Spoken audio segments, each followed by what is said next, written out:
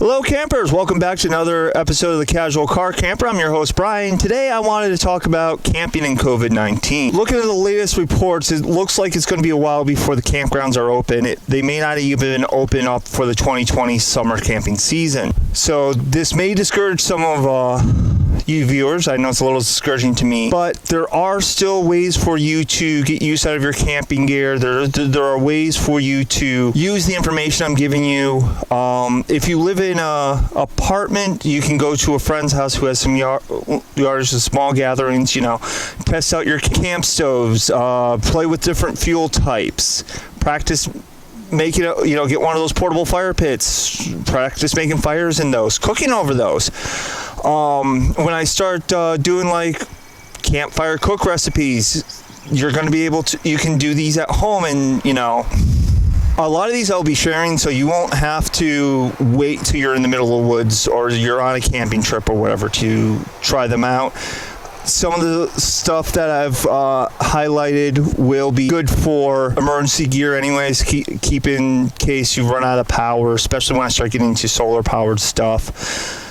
So a lot of this information is still useful, or you can practice using it during the pandemic, and just so that next year when the campground's open up and you go out, you'll know how your gear works. I always say test out your gear before you go out into the woods, before you go camping.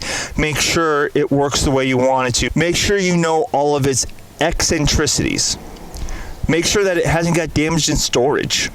These are all things you can do now. You can practice with things, and also either you have a backyard or you have a family member or a friend with a backyard, you can set your tent up and you can do your regular maintenance. If it's been a while since you've waterproofed it. If you've never waterproofed it, you can, do the seam sealing, do the waterproofing, get it all set up, and just let it sit for a couple days and air out, because it is a type of cloth and it will get some smell from sitting, so it's a good idea to just let it air out. And you can do that with all your sleeping equipment, let it air out. And you have a friend that has a backyard, say, hey, can I come over and just pitch a tent in your backyard and we can hang out, and then I'll sleep in my tent just so I can get some use to it. It's brand new, I haven't used it, I want to kind of get a feel for it. And that way, if you find out if it drops down to 60 at night, you're freezing. If you have a warm house to go into. And honestly, a lot of these tips you can use even not during the pandemic to test out your equipment, but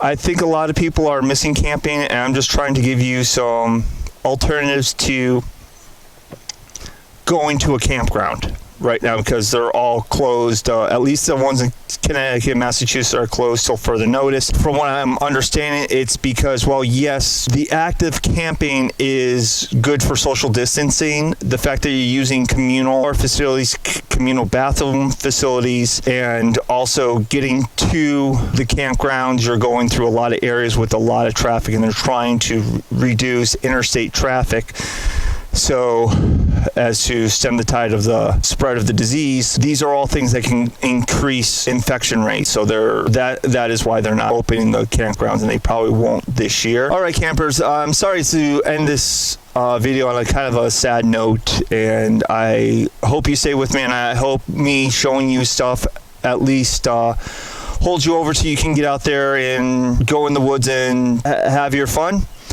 And remember, as always, as long as you're having fun, you're doing camping right.